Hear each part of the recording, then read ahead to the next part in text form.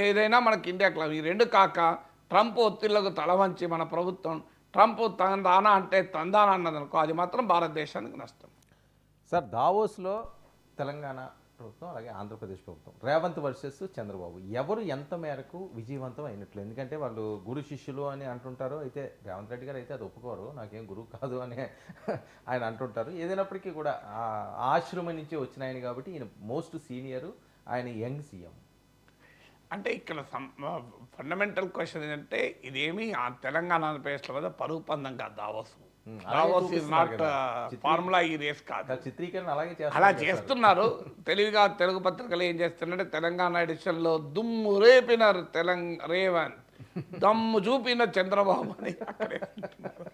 So Andhra ఎడిషన్లో Chandrababu పొగుడుతున్నారు, Telangana ఎడిషన్లో Revanth పొగుడుతున్నారు. Panchayat లేకుండా ఒకటే edition ఉన్నోడు సావాలి ఇప్పుడు. సో ఎవరు కూడా.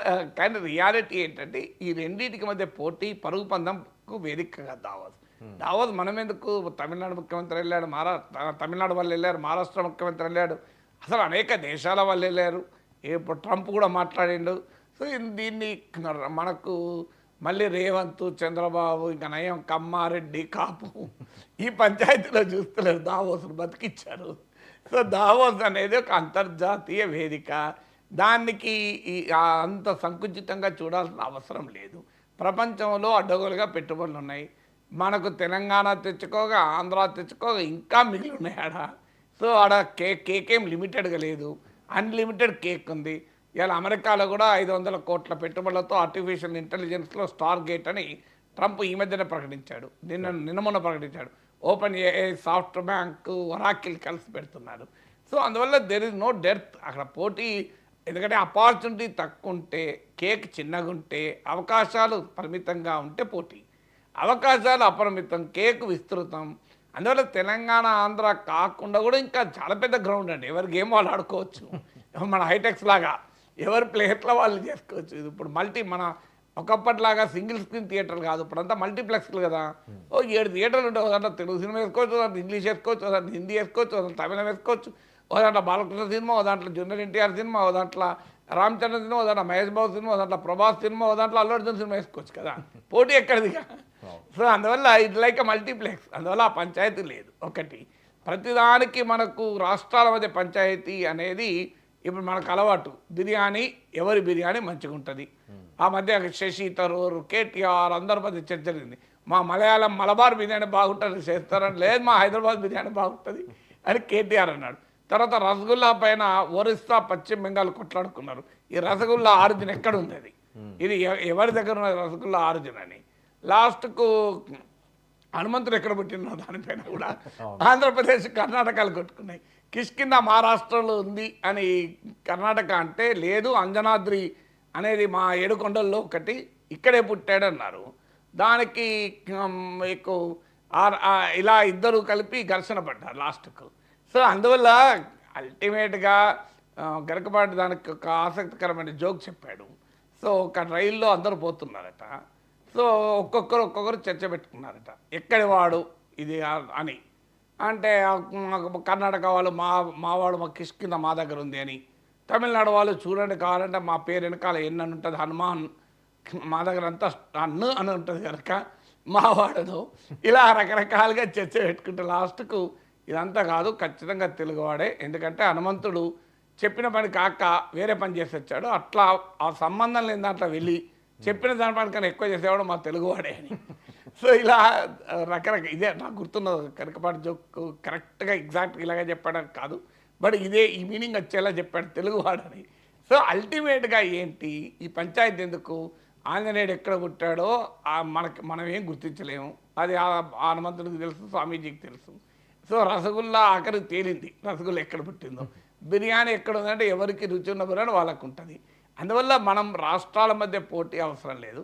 తెలంగాణ, ఆంధ్ర రెండు వేరు వేరు చారిత్రక పరిస్థితులు, వేరు వేరు నైసర్గిక పరిస్థితులు, వేరు వేరు లెవెల్స్ ఆఫ్ డెవలప్మెంట్లో ఉన్నాయి. ఇప్పుడు ఉదాహరణకు తెలంగాణ ఉంది, Hyderabad is already a global destination. మీకు ప్రపంచ స్థాయి కంపెనీలు అమెజాన్ మొదలుకొని అన్నీ ఉంటాయి కదా ఇక్కడ. సో ఇక్కడ అన్ని రకాల కంపెనీలు, మీకు మైక్రోసాఫ్ట్, అమెజాన్, యాపిల్, మీరు name anything, global capacity center, GCC అని. So it's already a very big place. Hyderabad is already an established ground. అందువల్ల రేవంత్ రెడ్డికి డెఫినెట్గా అదనపు అవకాశం ఉంటుంది కదా. ఇది chief minister of a state Telangana. Andhra Pradesh ఏమో క్యాపిటల్ సిటీ లేని రాష్ట్రం.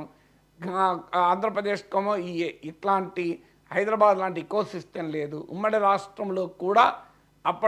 రాష్ట్రంలో కూడా సీమాంధ్ర ప్రాంతానికి చెందిన వాళ్ళే ముఖ్యమంత్రులు ఎక్కువగా ఉన్నా వాళ్ళు డెవలప్ చేయలేదు. వైజాగ్ డెవలప్ చేయలేదు, రాజమండ్రి చేయలేదు, తిరుపతి చేయలేదు. ఇప్పుడు ఏం మాట్లాడుకుంటే ఏమొస్తుంది? వైజాగ్ను ఆల్టర్నేట్ ఐటీ కేంద్రంగా చేయాలని చాలా మాట్లాడారు. టాలీవుడ్ కేంద్రంగా చేయాలన్నారు. టాలీవుడ్ కాలే, ఐటీ కాలే. సో అందువల్ల ఇప్పుడు అమరావతి ఇది బిగినింగ్, ఏ హబ్గా మారుస్తామని. అందువల్ల it is not a comparable place also. ఆంధ్రప్రదేశ్కున్న ప్రత్యేకతలు ఆంధ్రప్రదేశ్కున్నాయి, తెలంగాణకున్న ప్రత్యేకతలు తెలంగాణకున్నాయి. ఆంధ్రప్రదేశ్కి ఒక విస్తారమైన తీర ప్రాంతం ఉంది, 974 కిలోమీటర్ తీర ప్రాంతం. తెలంగాణకు లేదు. అందువల్ల తెలంగాణ డ్రై పోర్ట్ కోరుకుంటోంది, మచిలీపట్నం పోర్టుకు డైరెక్ట్గా లైన్ వేయాలి అని. సో అందువల్ల ఈచ్ అది అడ్వాంటేజెస్. అందువల్ల మనం పోటీ పడాల్సిన అవసరం లేదు. వీ కెన్ కంపీట్ కాదు, కాంప్లిమెంట్ కావాలి. ఇప్పుడు కంపీటింగ్ రిలేషన్షిప్ అవసరం లేదు తెలంగాణకు ఆంధ్రకు.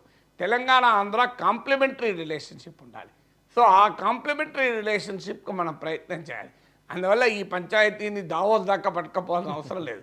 కోదాడ దగ్గరనో కర్నూలు దగ్గర ఉన్న పంచాయతీని ఇక్కడ వదిలేయచ్చు. సో కృష్ణా గట్టు పైన ఉన్న పంచాయతీని దావోస్ దాకా తీసుకెళ్లాల్సిన అవసరం లేదు. కృష్ణా గట్టు పైనే, ఆ గోదావరి గట్టు పైన ఆ పంచాయతీ వదిలేసి ప్రపంచ వేదిక పైన తెలుగు వాళ్ళంతా ఏకమై 2 తెలుగు రాష్ట్రాలని బ్రహ్మాండంగా డెవలప్ చేసి భారతదేశ అభివృద్ధిలో తలమానికం కావచ్చు మనం. అందులో దానికి పొలిటికల్గా చంద్రబాబు నాయుడు, రేవంత్ అని కాదు. హైదరాబాద్ ఇప్పుడు అందరు ముఖ్యమంత్రుల సమయంలో కూడా డెవలప్ అయింది కదా. దీనికి భిన్నంగా ఆంధ్రప్రదేశ్లో అమరావతిని రాజధాని చేస్తా అని చంద్రబాబు నాయుడు అంటే, లేదు నేను దానికి కూడా కొడతా, 3 రాజధానులు చేస్తా అని జగన్ అన్నాడు. సో ఇప్పుడు మళ్ళీ అమరావతి చేస్తాను మళ్ళీ చంద్రబాబు నాయుడు అంటున్నాడు.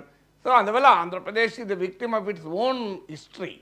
సో అందువల్ల అన్ఫార్చునేట్ అది. బట్ తెలంగాణకు అడ్వాంటేజ్ ఉంది. ఆంధ్రాకున్న అడ్వాంటేజ్ ఒక పవర్ఫుల్ అగ్రికల్చరల్ బేస్ ఉంది, ఒక బ్రహ్మాండమైన డయాస్పరా ఉంది. తెలంగాణ కన్నా ఆంధ్ర డయాస్పరా చాలా పెద్దది. అంటే వివిధ ప్రపంచ దేశాల్లో ఆంధ్ర ప్రాంతం నుంచి వెళ్ళిన వాళ్ళకి ఎక్కువ మంది ఉంటారు. సో దాని అడ్వాంటేజ్ దానికున్న let us build on each others advantages. అందువల్ల పోటీ పడాల్సింది కాదు, కలిసి పనిచేయాల్సిన విషయం. సార్ ధర నిర్ణయంలో భేదాల మీద ఓలాకు